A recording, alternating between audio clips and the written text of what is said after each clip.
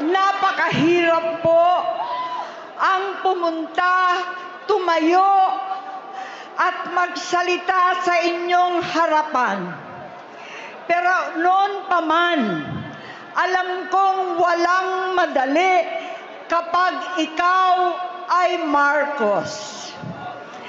Nanginginig ako at ang aking boses, hindi dahil ako'y natatakot sa inyo, kundi dahil nalulungkot po ako. Ipagpaumanhin ninyo kung sa gitna ng pagsasalita ko, ako'y hihinto, hihinga dahil sa bigat ng aking kalooban. Pero hindi yan ang dapat kong ihingi ng paumanhin. Hindi yan ang kasalanan ko sa bayan na dapat ihingi ko ng tawad.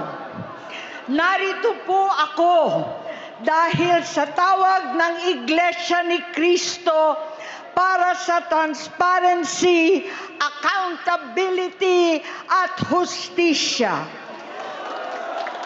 At dahil sa tawag ng sarili kong konsensya, bilang senador, bilang kapatid, bilang Pilipino. Bata pa lamang kami ni Bongbong. Alam na ng buong pamilya ang problema sa kanya.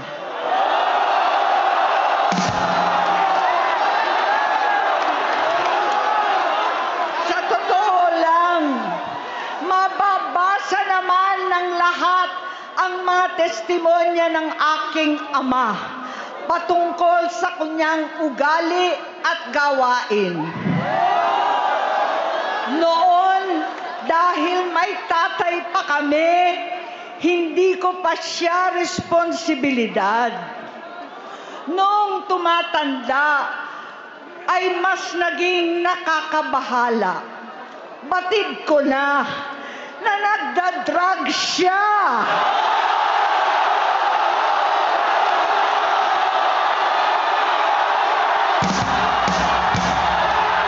Nalaman ko at ng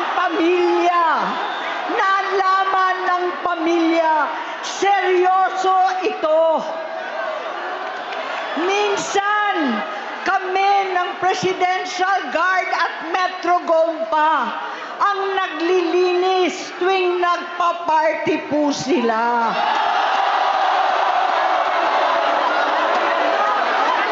Namuhay kaming magkakapatid sa ibang bansa. Kami-kami lang. Kinumbinsi ko pa si Bongbong, pakasalan mo na si Lisa. Naisip ko noon, kapag nag-asawa siya, malalagay na sa tahimik at magkakaroon ng direksyon. Ang laki ng pagkakamali ko. Mas lumala ang kanyang pagkalulong sa droga.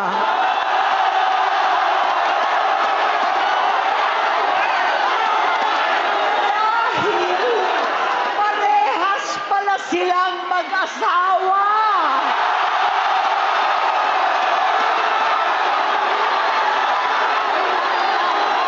Naging gobernador siya ng Ilocos. Alam ng mga tao doon na halos hindi siya pumapasok. Tuwing kukumprontahin ko siya, ay nagsasabi siyang magbabago na siya, aalisin na niya ang bisyo. Hanggang sa may nagsumbong na naman sa akin na sa paggising pa lang sa umaga, kasabay ng almusal, marijuana pala.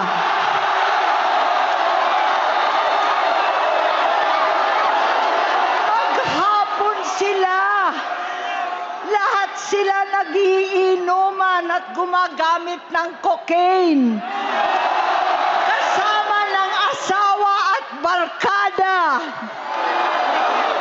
Tulad ng ama ko, kinastigo ko ang mga barkada niya. Ang nasirang si Bong Dasa, si Edvi Cruz, Inigo, Tony Boy, Sap Anton, alam po ninyo yan. Paano nagre-resign na sa takot ang mga pulis nila at staff dahil sa lumalalang bisyo. Inayos ko sila dahil gusto niyang ituwid ang buhay niya. Gusto niyang mag-vice-presidente. Hindi siya pinalad at lalong nagkaroon ng oras para sa bisyo. Simula noon, naging malabo sa amin ang lahat. Kaysa mag-away, bigla na lamang lumayo ang loob namin sa isa't isa. Noong 2016, kasabay ng kampanya ni dating Pangulong Duterte laban sa droga, lumabas ang pangalan ni Bongbong sa listahan. Nakasama siya sa listahan ng mga celebrities, mga artista, Maricel Soriano at iba pa.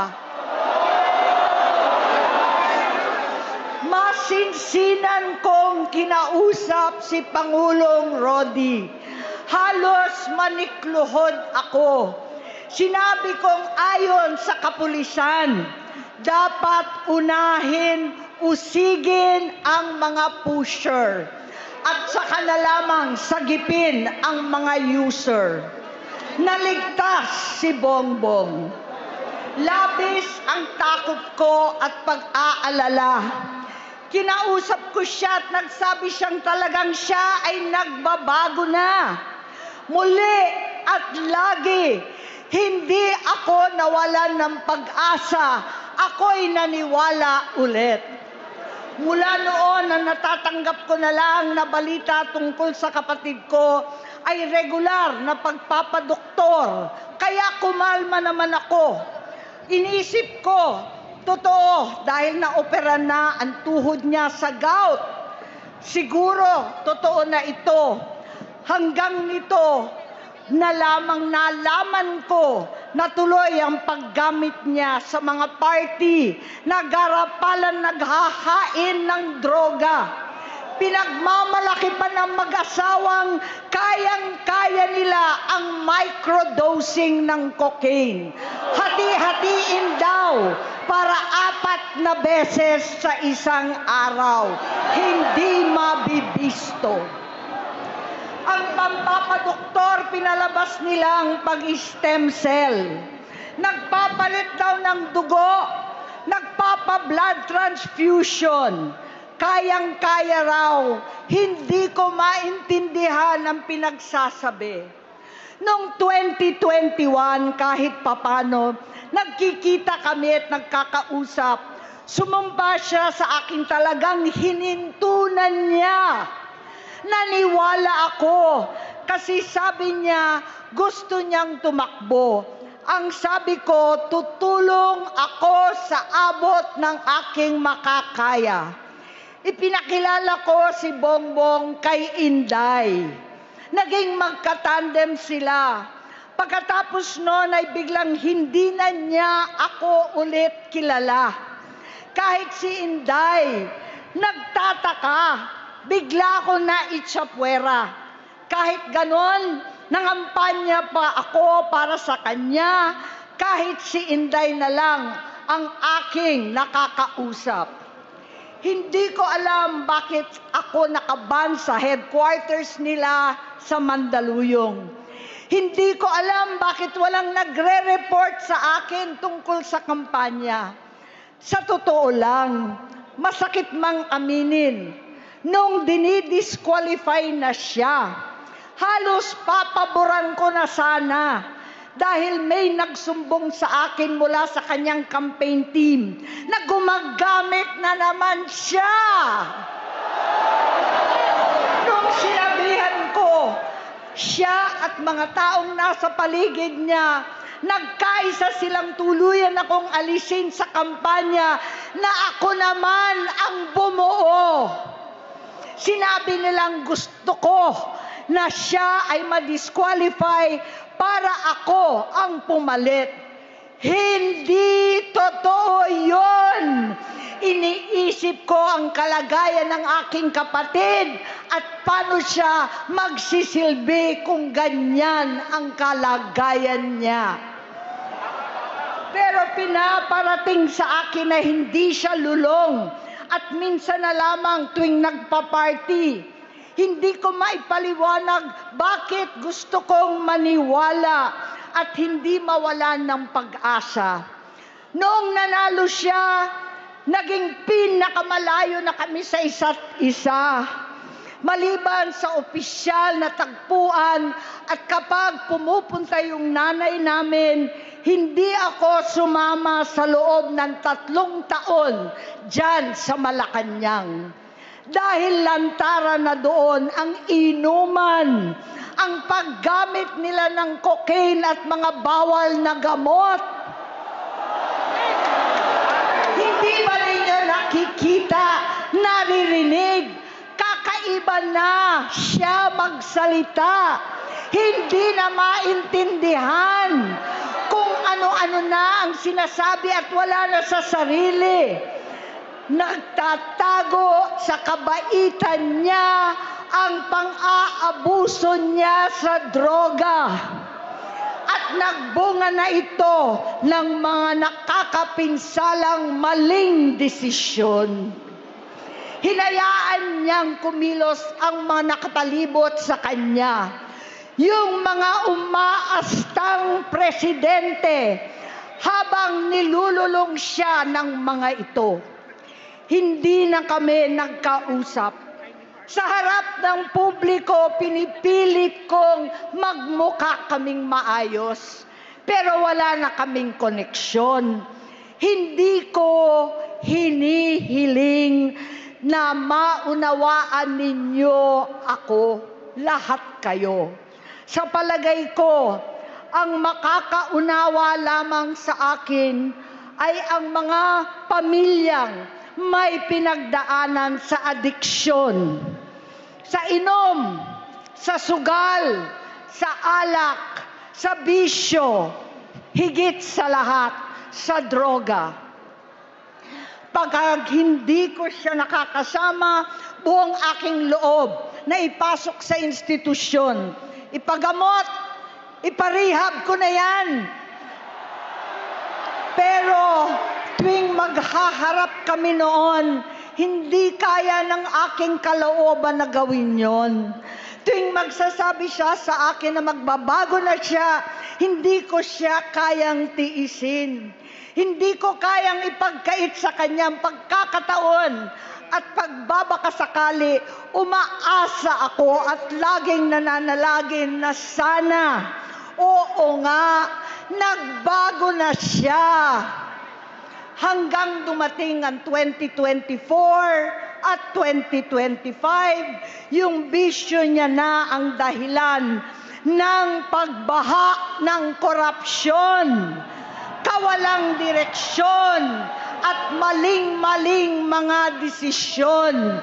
Walang accountability, wala nang hustisya. Hindi na niya alam ang nangyayari. Hindi na pinapaalam sa kanya ang mga pangyayari. Sinamantala ng mga ito ang paggamit niya ng droga. Kinamkam na nila ang kaban ng bayan habang ang mga dating tumatawag sa amin ng magnanakaw ay nakakita ng pagkakataon sirain ang lahat. Nagagamit na nila si Bongbong para sirain si Inday. Itinutulak pa nila si Bongbong at ang bayan sa bangin para umastang tagapagligtas.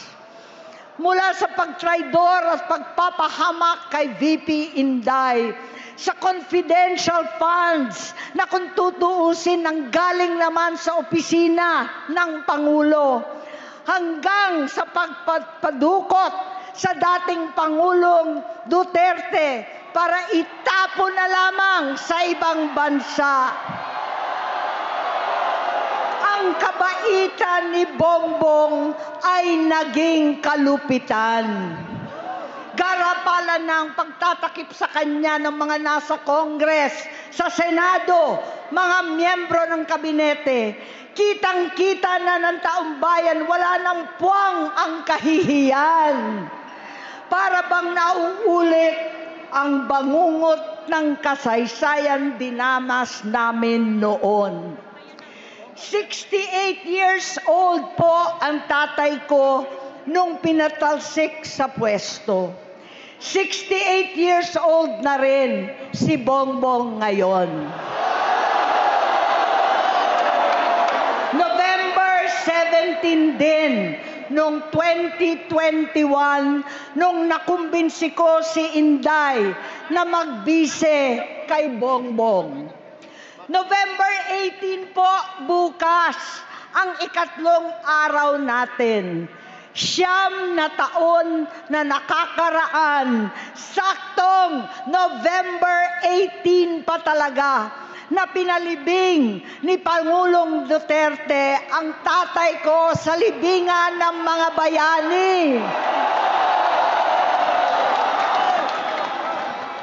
Halo-halo na ang aking nararamdaman, pero alam kong ito ang dulo at hangganan ng aking pagtitiis at pananahimik.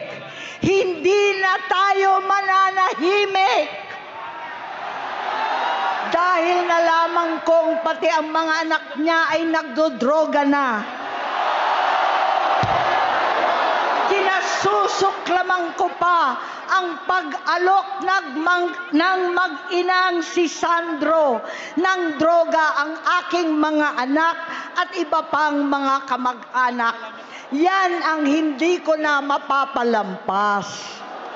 Sa loob ng halos 4 na dekada, wala akong ibang pinangarap kundi maipakita sa sambayanan na hindi kami masamang tao. Hindi masama ang pamilya Marcos. Gusto kong ibangon ang dangal ng aking ama. Sa pamamagitan ng nagpagtatrabaho para sa bayan, sinikap kong maging mabuting gobernador, kinatawan, senador. Hindi ako halos nagpapahinga para makapag-iwan sana ng legasiya na kapag sinabing Marcos, nabawi na namin ang tingin sa nakaraan. Ngunit sa kagustuhan kong maging responsableng anak, matupad ang pangako ko sa aking ama, nabigo akong maging mabuting kapatid. Naging mahina ako kay Bongbong. Sa kapulisan at sundalo, sa lahat ng mga leader at tagapagpatupad ng batas, siya ang Pangulo natin ngayon. Sinabi ko kung anong kalagayan niya ngayon. Tulungan niyo akong mapabuti ang kanyang kalagayan. Tulungan niyo akong matulungan siya. Hindi niya ako kalaban. Ang kalaban niya ay ang sarili niya. At nadadamay ang bansa sa laban na yan. Bilang senador at lingkod bayan, batid ko ang mga problema at gaya ng bayan, alam ko rin ano ang solusyon. Sa pagkakawatak-watak, patuloy na pamumulitika, pagnanasa sa kapangyarihan ng mga talunan naman, kaguluhan sa Mindanao, alanganing gyera sa China at Estados Unidos, kawalang pananagutan sa flood control scam, garapalan, takipan, panggigipit sa hindi kaalyado, pagkakanulo sa kapwa Pilipino, pagdakip sa dating Pangulong matanda't may sakit upang ihagis lamang sa bansang dayuhan, pagsadsad ng piso, paglaganap ng gutom, paghihingalo ng ekonomiya, at pagsasawalang bahala sa taong bayan. Ang delubyo at kalamidad na nagdudulot ng parusa, ang korupsyon na nauwi sa kawalan ng tiwala at hustisya sa Pilipinas, sa kanyang pamahalaan, lahat ng yan ay masusolusyonan kung ikaw, aking kapatid, magsaayos ng iyong sariling kalusugan. Kapag humupa ang ingay sa politika, kapag umuwi na kami sa aming pamilya, hindi bilang senador, kundi bilang ate, bilang si Manang Amy ni Bonget, kaya itong sasabihin sa harap ng taong bayan, sa harap ninyong lahat at sa harap ni Bongbong. Bonget, magtatatlong taon na tayong hindi nagkakausap.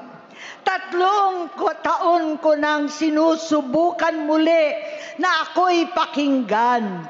Siguro ngayon ay makakarating ng buo ang gusto kong sabihin. Walang mababawasan, hindi madadagdagan. Bongbong, nag-aalala sa iyo si Manang. Tuwing nakikita kita sa TV, gusto kitang puntahan. Napakalaki ng pinagbago mo. Itsura, pagsasalita, takbo ng pag-isip. Minsan, napapatanong ako sa sarili ko, ikaw pa ba yan? Si Bongbong ba talaga yung nakikita ko? Pero ako, ading ko, ako pa rin ito. Ako pa rin ang ate mo na tumayong ama't ina sa inyo sa ibang bansa. Ang kasama no sa sumubok na sanggain lahat ng sakit para sa iyo. Ang kapatid mo na hindi mo kailangan hingan ng tawad dahil agad ka nang iniintindi at tatanggapin dahil mahal kita. Nasa Bagong Tipan, kay Lucas, Kapitulo 17, versikulo 3 hanggang 4. Kung magkasala ang iyong kapatid, sawayin mo siya. At kung siya'y magsisi, patawarin mo siya.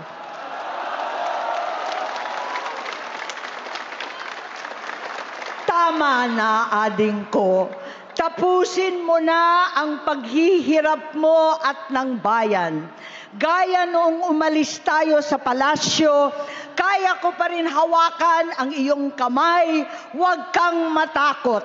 Malaki na ang dulot sa iyo ng droga. Sinisisi ko ang sarili ko dahil hindi ako nakinig sa mga sumbong. Hindi ako nakialam. Hindi ako maniwala, pero hindi pa huli ang lahat. Tama na, ading ko, magpahinga na tayo. Umuwi na tayo, magpagamot, magpagaling at nangangako ako, hindi ako malilingat, hindi ako magkukulang. Lahat ng kasama mo ngayon, hindi natin kasama sa pinakamadilim na bahagi ng buhay natin. Kasama mo sila ngayon dahil nasa taas ka pa. Ako at ang ating mga tunay na kapatid dito sa Luneta ang kasama mo kahit magdilim ulit ang lahat. Talikuran mo ang iniisip at ibinubulong nilang ambisyon. Unahin na natin ang kalusugan mo dahil sa adiksyon nabigyan mo ng malubhang karamdaman ang buong bansang Pilipino. Matatanda na tayo, sakitan na si Mami, alagaan na lang natin ang isa't isa. Kaliwat kanan man ang panghuhusga sa akin, malinaw sa aking puso na dapat mauna ang Diyos, ang bayan, pamilya at sarili. Hanggang sa mga oras na ito, Bonget, gusto kong malaman mo na hindi kita sinusukuan. Hindi ko kakayanin kung mapapahamak ka. Kaya hinihingi ko na tayo'y umuwi na, mamahinga alang sa iyong kalusugan.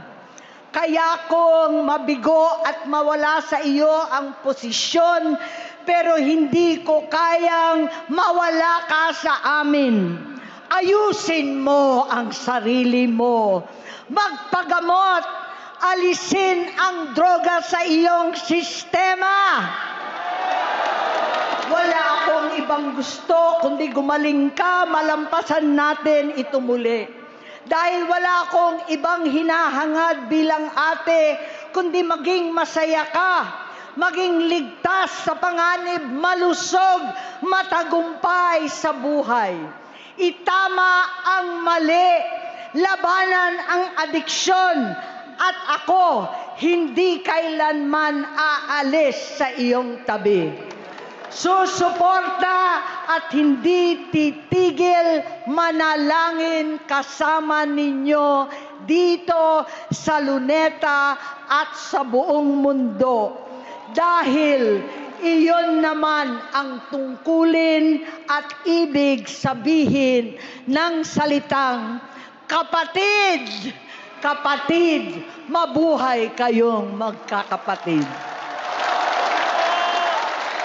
Maraming salamat po, Senator Amy Marcos.